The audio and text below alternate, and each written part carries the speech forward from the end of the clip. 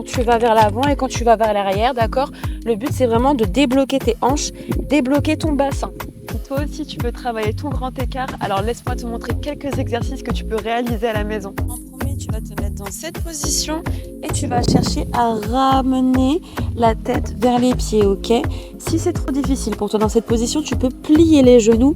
Le but, c'est que ça étire juste ici. Tu vas rester dans cette position environ 30 à 40 secondes et tu inspires. À l'expiration, tu cherches à aller encore plus bas. Inspire, expire. Pour te redresser, tu vas plier les genoux et tu vas remonter la tête en tout dernier. Tu vas te mettre face à moi et dans cette position, tu vas venir ouvrir les hanches, ok? Tu vas pousser sur les mains et tu vas tourner le dos. Et pareil, tu vas le faire en inspirant et en expirant. Donc, on inspire.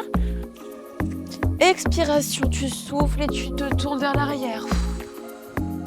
Tu reviens devant et tu fais la même chose. Tu inspires. Expiration, tu vas vers l'arrière.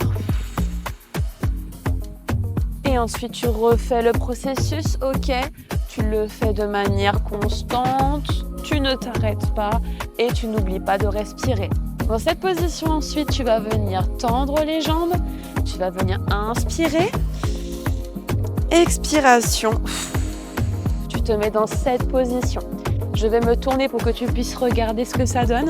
Il faut que ton dos soit droit. Donc, ça va donner cette position. Le but, c'est vraiment pas que tu ailles chercher comme ça et que tu aies le dos arrondi. Ça sert à rien d'avoir le dos arrondi. Ce qu'on veut, c'est que tes jambes travaillent. Donc, tu vas avoir le dos bien droit. Et là, tu vas sentir que ça va tirer. Pour le dernier exercice que je vais te proposer, c'est de te mettre dans cette position. Tu vas mettre les mains vers l'avant et tu vas chercher à te mettre en grenouille. Donc, le but, c'est que ça fasse vraiment des angles droits avec tes jambes. Et tu vas chercher à inspirer. Expiration, tu vas pousser vers l'arrière. Et bien évidemment, comme je le répète assez souvent dans mes vidéos, ça ne sert à rien de pousser bêtement tout seul. Il faut aussi créer du mouvement si tu veux des résultats. Donc, pour créer du mouvement, tu vas tout simplement faire avant, arrière, avant, arrière. Tu peux aussi rajouter des mouvements de rotation quand tu vas vers l'avant et quand tu vas vers l'arrière, d'accord? Le but, c'est vraiment de débloquer tes hanches, débloquer ton bassin. Si tu veux d'autres exercices pour travailler ta souplesse et ta mobilité, n'hésite surtout pas à enregistrer cette vidéo et à t'abonner.